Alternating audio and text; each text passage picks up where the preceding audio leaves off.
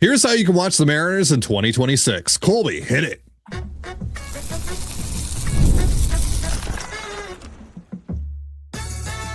You are Locked On Mariners, your daily Seattle Mariners podcast. Part of the Locked On Podcast Network, your team every day. Ahoy, sailors. It is Friday, January 30th, 2026. You're listening to the Locked On Mariners podcast, part of the Locked On Podcast Network, now the #1 sports podcast network. My name is Ty Gonzalez, and I'm joined as always by my co-host Colby Patnode. We're two lifelong Mariners fans who've been covering the team for over half a decade. And today we've got new details on how you can watch the Mariners in 2026. We'll also rank the top 7 current Mariners for a project that Locked On is working on. And we'll wrap things up with a couple of your trades for Fanfiction Friday. But we'll start with Mariners TV. That is the new way for you, specifically if you live in the Mariners television market, to watch the Mariners in 2026 and beyond through the MLB TV app. A lot of you have been asking us about this. How do I watch the Mariners in 2026? Obviously, Root Sports is no longer a thing, so finally we have some more information. Mariners officially announcing Mariners TV yesterday. Signups began on February 10th. It's going to be $100 for the year, $20 a month if you want to go that route instead.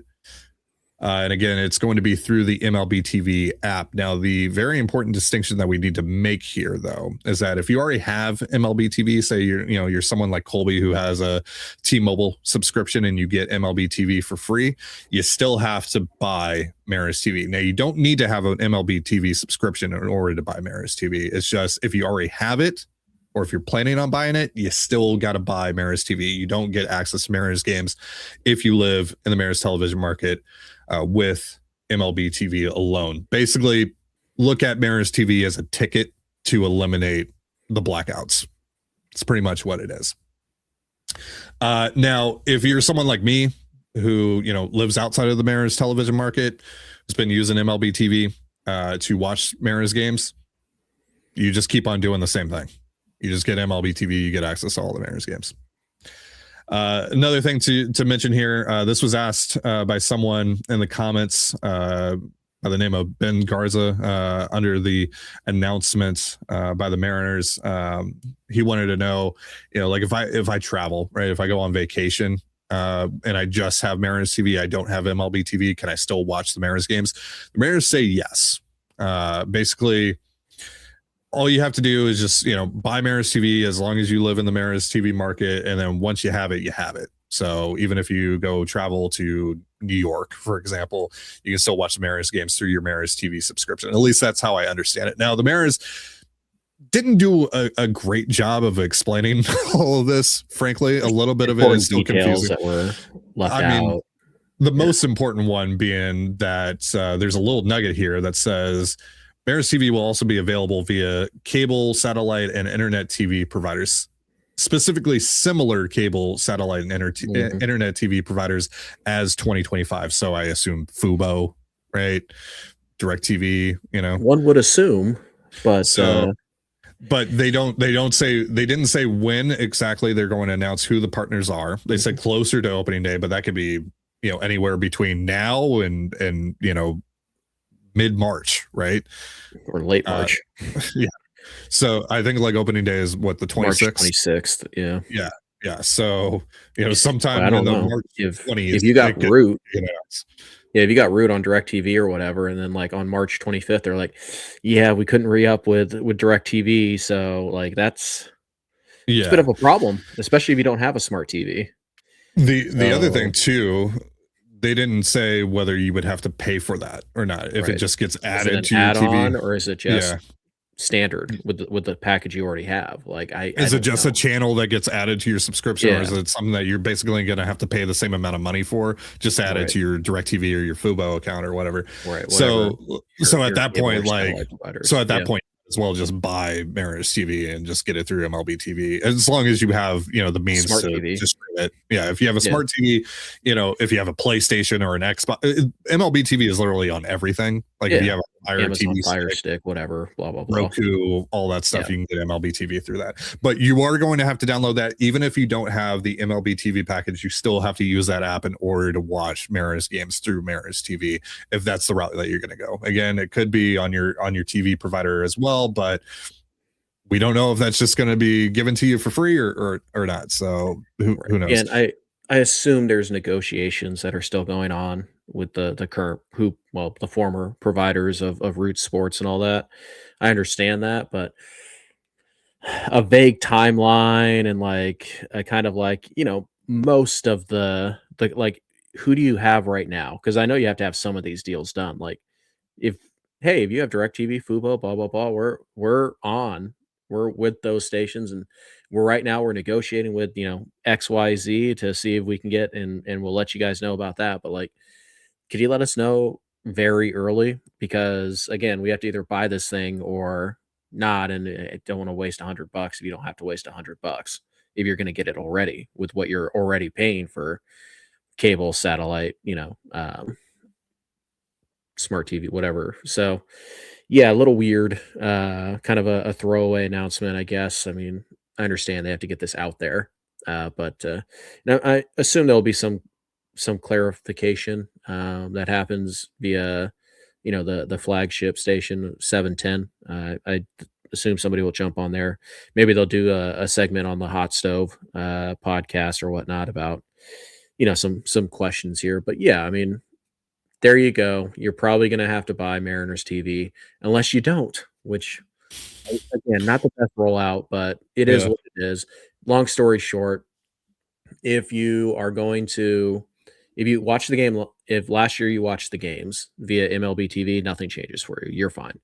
If you watched the game on Root Sports last year, you probably should just wait for a little bit before you buy Mariners TV and see if it is added by your current service provider. And if it's not, then you'll have to buy Mariners TV separately to watch the Mariners game. So, you might miss out on some spring training games though. So Locked On, our corporate overlords, have tasked us with ranking the top 7 current Mariners. So we're going to do that in just a moment. But first, a reminder, this episode of the Locked On Mariners podcast is brought to you by TurboTax and the Space Needle. Look, y'all, tax season doesn't have to take over your life, all right? Because this year, TurboTax is making it easier than ever to just hand things off and move on with your day. With TurboTax Full Service, you can have your taxes done for you by a trusted local expert, start to finish, without the stress or guesswork. Instead of spending hours trying to figure out forms, you can meet with a local TurboTax expert in person or connect online. They handle everything from W-2s to self-employed forms and work to get you every deduction. You can upload your documents, go about your day, and get updates right in the TurboTax app. It's a huge time saver and gives real peace of mind knowing an expert is handling it. For a limited time, you can have your taxes done by a local TurboTax expert for just $150, all in if a TurboTax expert didn't file for you last year. All you have to do is file by February 28th. Take taxes off your plate and get back to your life. Visit TurboTax.com/local to book your appointment today. Pine to Pie at the Space Needle is the perfect pregame or pre-funk spot before hitting Climate Pledge Arena. After 4 p.m., the Space Needle's Pine to Pie gives you the whole package. Entry, a sweet or savory tip-top pie, and a pint of beer, wine, or a non-alcoholic drink, all for just $35 per person. Minimum purchase of 2 required. Pine to Pie is your launch pad to tomorrow night's Thunderbirds game at the CPA. So why not enjoy a little space and a great view while pre-gaming with your favorite cocktail rather than trying to cram into a crowded sports bar? Toast the home team, then roll into Climate Pledge with the best pregame story in all of Seattle. Whether it's date night, friend night, or you're just here for the deal of it all, come take your place on the horizon for only $35 per person. Limited time offer, 21 plus only, ID required. Get tickets at spaceneedle.com, minimum 2 required. And you're listening to the Locked On Mariners podcast, part of the Locked On Podcast Network, your team every day. Thank you so much for making us your first listen for all things Mariners. And also thank you for making Locked On the #1 sports podcast network. You already live your team every day. Now take it up a level and go ad free. Join the Everydayer Club today and get Locked On Mariners with no interruptions, members only Discord access, and more, all for just $5 a month or $50 a year. Go to lockedonmariners.supercast.com or check the link in the show notes to learn more. So, rare instance here of something actually dropping during us recording. It's nothing huge, kind so of, like, I guess. Relax, but yeah, I mean, something dropped from the Mariners. It's their non-roster invitees for spring training. It's not above the Leote line, but since we're here, we're here. Well. Let's talk about it. Sure. And then we'll get into what our planned second segment was in a second. But yeah, here, as you can see it on the screen, Mariners dropped their non-roster invitees. A couple of names on here that we didn't know about that they have brought in on a minor league deal.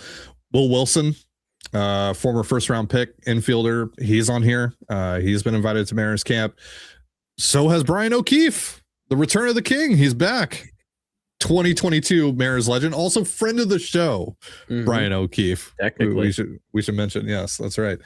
The other kind of like interesting thing on here, Durangelo St. John is listed as a right-handed pitcher. Maybe that's just because they didn't want to make a switch-handed pitcher like category on the graphic, but he is listed as just a right-handed pitcher. So I don't know. Maybe like a reach. That's something. Okay. Yeah, maybe that's something to note here. I don't know. But yeah, St. John's on here. Kate Anderson's on here. Teddy McGraw's on here.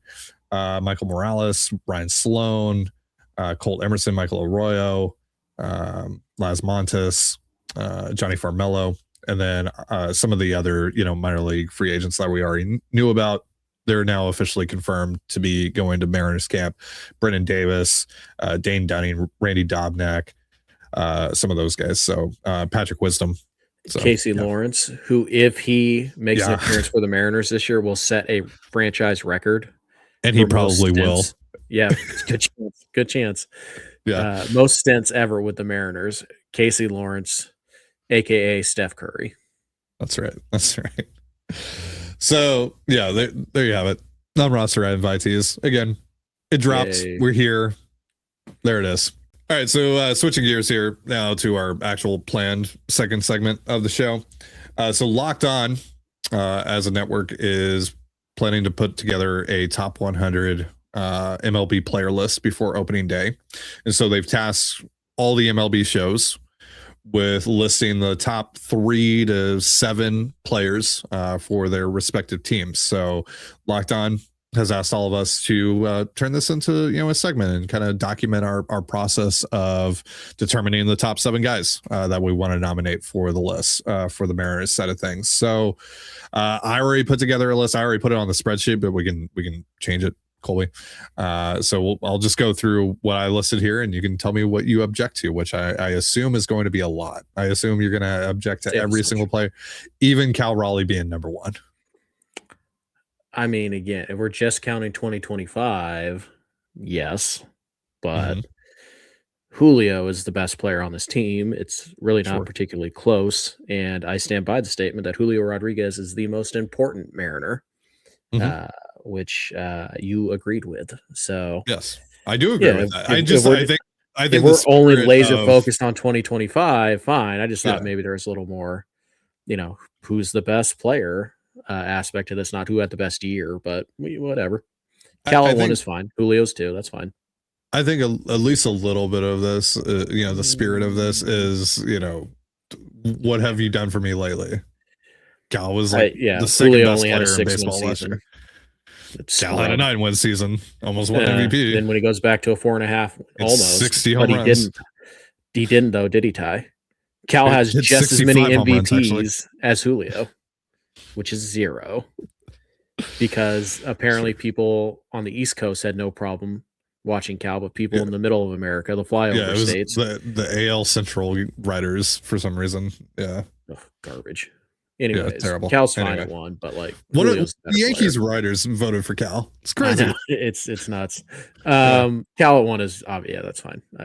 I still think Julio's the better player, but obviously Cal hit 60. Like it's Cal this year. If we do this next year, it'll probably be Julio. Yeah. Julio 2. Obviously. Okay. I have Brian Wu 3. Any objections to that? Okay. Nope. Same. I have Randy 4. No. Okay. Who's number 4 then? Logan Gilbert is number 4. Oh, I don't like guys that have low 3 ERAs and strike out 13 guys per 9 and, qualified for Cy Young titles. But again, Logan he only went 5 innings. Like that even matters. It did to us every time we talked about him during the season. Logan only going 5 innings matters, and Randy Arozarena being a terrible baseball player in August, September, and October also matters. Still really good. He's still basically had a career year. Whoop-de-doo. It was almost 30-30. Yeah, and that was good for what? 3 wins? Because he can't I play defense, and he was that's good for terrible. the 4th best player on the team. I don't think so. I think he's the 7th best player on the team. That's where I have him. Really? All right, who's above Randy for you? Cal, So Julio, Gilbert. Wu, Logan Gilbert, Josh Naylor, and George Kirby. All right, well, I have Naylor 5, I have Gilbert 6, and I have Munoz 7th. I don't have Kirby on here. That's a little nuts. I mean, Munoz is better at his job than Kirby is. Cool for 65 innings. I think Mooney deserves a nod here. No. Why? If Mooney gets the nod, it's over Randy. It's not over Kirby or Naylor or Gilbert. I would give it over Kirby. You're wrong. Absolutely. After the year that Kirby just had? Kirby was okay. All right, so your top 7 again would be Cal, Julio, Wu, Gilbert, Naylor. Mm-hmm. Kirby, Randy. Yes. All right, so I guess Kirby, because Kirby is higher than Mooney. Kirby is higher for you than Mooney is on my list, so I guess Kirby makes it, right? If we're trying to split the difference here. I guess, do we only get 1 per show? Yeah, it's like you and I have to decide on a list. That seems like a bad design, but okay. We have to compromise. Because it's a bad design for specifically us because you hate me and you don't want to compromise ever. I don't hate you. I think the idea that a reliever is one of your 7 best players is stupid. If you have a good team, if it's one of the best relievers in all of baseball, he's not better than J.P. Crawford. No. What does the WAR tell you, Ty? All due respect to J.P. Crawford, Andres Munoz what does the WAR way better at his job than J.P. is. That is. We had a legitimate debate not 2 months ago about whether Munoz or Spire was like the relief guy of the year. And you didn't even consider for 1 second putting Gabe Spire on your list. I did. No, you didn't. No, you did not. Did. Nope, I did. Didn't. I gave Mooney the nod. I did. No. Whatever. That is absurd. I gave you Cal at number 1. I'm not letting you have this absurdity. By you ignoring gave me Cal at number 1, the guy that just hit 65 home runs. That'll be a fun one for the comments. Technically, only 60. Okay, playoff home runs don't count. We know that. Right. Yeah. I mean, how many home runs did Babe Ruth hit in the playoffs? Nobody knows. It's not on his baseball reference page. It is. You just have to scroll down. But they don't count. But no. I have a problem putting a reliever on the list. Because the Mariners are too good for that. Okay, so if we did, will you compromise on Naylor 4 and then Gilbert 5? No. Too bad. I'm putting it on there. Whatever. You already filled it out, so technically, I just asked you to try. I'm not going to check it, Ty. You could submit whatever you want. Yeah. No, I asked you strictly just to prove a point that you're not willing to compromise. No. Naylor, no. He was here for a third of the season, Ty. That doesn't matter. We're talking about the player. This accounts for his Diamondbacks production. A 2-win player is ahead of Logan Gilbert. It's a 3-win player. Yeah, because 2 of those wins came in the last third of the season. And that is supposed to discredit him somehow? Yes. How? Because he wasn't good for the Mariners for very long. Just his entire Mariners career so far. This is like putting Josh Naylor as your top 50 Mariners. Like, what are you doing? Oh my God. No, actually, I don't care that much. I just wanted the exasperation. You could put Naylor ahead of Gilbert if you want. I don't really care. Okay. I think that's stupid. I think it's disrespectful to Logan, but whatever. I guess if Logan wants to not be disrespected, he should go 6 innings, like more than once every 3 months. Yeah. Maybe pitch a little better in the playoffs too. So. Yeah. I mean, we're just going off a playoff performance, which you clearly are with Cal Raleigh. Then Bryce Miller should probably be number 2. Oh man. So what are we going? Cal, Julio, Wu. We have locked in. We agreed on those 3. Yeah. I think Naylor 4, Gilbert 5, and then fine. I'll do Kirby 6 and Randy 7. 6, 7. Who cares? Put them in either order. That one was intentional. All right, well, there you go. So our top 7 submissions here for the Locked On Top 100 list: Cal Raleigh, Julio Rodriguez, Brian Wu, Josh Naylor, Logan Gilbert, George Kirby, Randy Arozarena. And you're listening to the Locked On Mariners podcast, part of the Locked On Podcast Network, your team every day. As always, if you want to hear from me and Colby even more and help support the show, we have a Patreon. It's called Control the Zone. And on there, we talk Mariners, we talk Seahawks, all that good stuff. For more information, go to patreon.com/Control the Zone. Link in the description of this episode.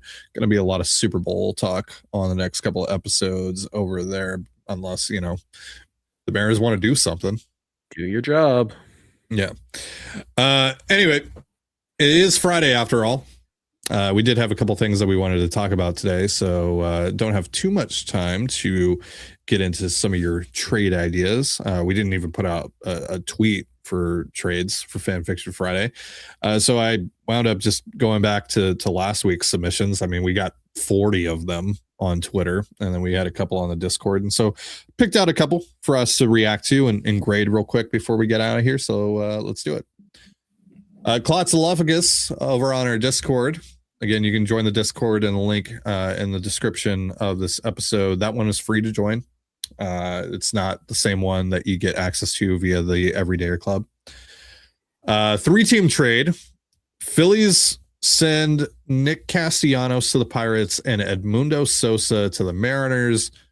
The Pirates send Dennis Santana to the Mariners.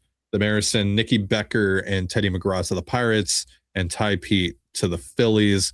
So from the Phillies perspective, this is mostly just we're trading Edmundo Sosa so we can get Castellanos' money off the books. There's a whole breakdown here from Klotzalophagus about the money specifically for the Phillies' sake. Apparently the Mariners would be taking on $10 million here. I don't know. It's all complicated. Let's just talk about the trade itself, though.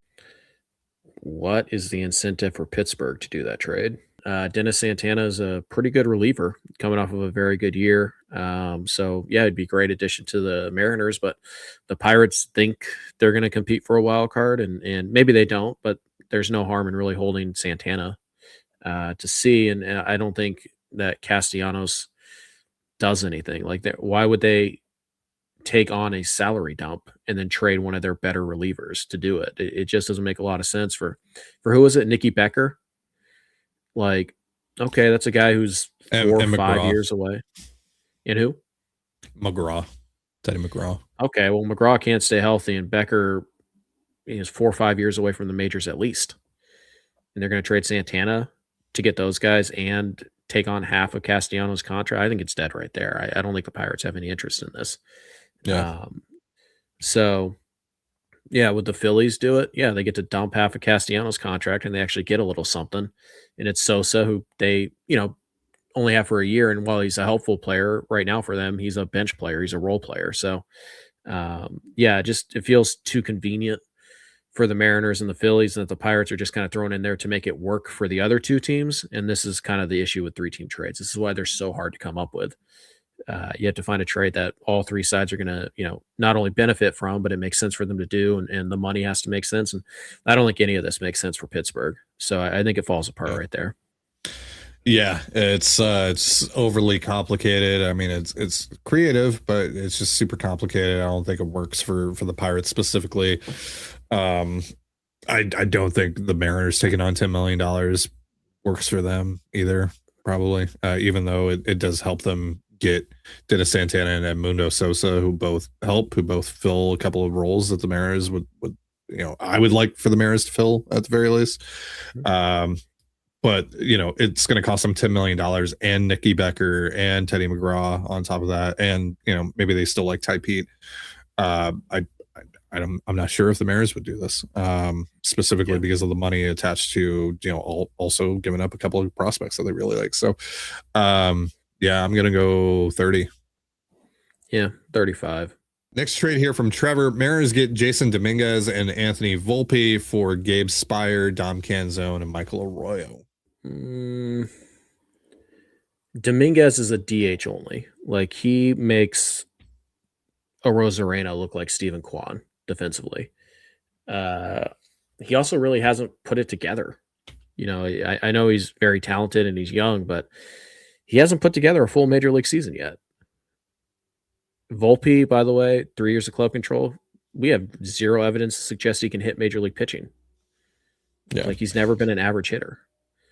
And also, Canzone for Volpe is a very interesting challenge. Yeah, sure. I mean, again, Volpe before this last year, Volpe was a pretty good defensive player. So yeah, right there, that's more major league value. But that's probably where Arroyo comes in, right? Because the way that I look at it is it's Spire for Dominguez, and then I wouldn't do it, but it's not bad. And then it's Canzone and Arroyo for Volpe. Well, Arroyo's probably also making up some of the value for Dominguez as well. But I think it's too much question for the Mariners. Yeah. Dominguez can't stay healthy. He hasn't produced. And Volpe, by the way, who's going to miss about the first month of the season. Yeah. On top of this, he hasn't proven that he can get major league pitching in Yankee Stadium. Yeah. Now, again, I like Volpe as a change of scenery guy. Former top prospect. We know the Mariners liked him out of the draft, and he's definitely got some tools. But he just hasn't performed well in New York. It sounds like it sounds like Yankee fans really hate him and want him out of town. So he does feel like a West Coast, or not a West Coast, because he does feel like a change of scenery guy. But there are major questions with him still. And so as much as you want that, like, are you in a position to take on another JP Crawford right now? In terms of when you acquired him the first time? Not really. You're not. So I think the valuation isn't terrible. I just think, in just the grand scheme of things, does this make the Mariners better? No, maybe. Yeah, it's not the worst thing in the world. No, it's pretty creative. It's it would definitely be like a really interesting challenge trade for both clubs. Really, you replace Canzone with Dominguez as the DH right now. Yeah. As things stand, and then Volpe, I guess, obviously he starts the year on the IL. I guess he moves third or second or third, right? And there's some versatility there. He can play shortstop too. So is he kind of your utility infielder? Yeah. Kind of. Is that worth Gabe Spire? I'll give it a 50. It's certainly, thought provoking, and it's pretty creative. So maybe even a 55.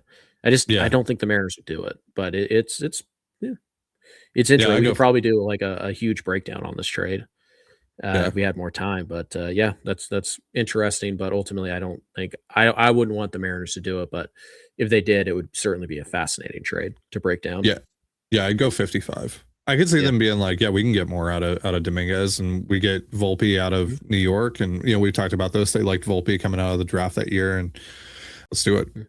Cal Raleigh's burner has a deal here with the Rangers. Mariners get Josh Young from Texas for Tyler Cleveland and Ben Williamson. Basically, that's free. To me, do you want Josh Young for free? Sure, I'll take a shot on him for free. Williamson's ceiling is probably Josh Young. I mean, Williamson is never hitting 23 home runs in a season. It's not. No, but I mean, Young's only done that once. So, yeah. I don't know why the Rangers would do this. Frankly, Cleveland doesn't feel like enough of an incentive. And I don't think Young's making a ton of money. I think he's ARB1 this year, right? So, this is the most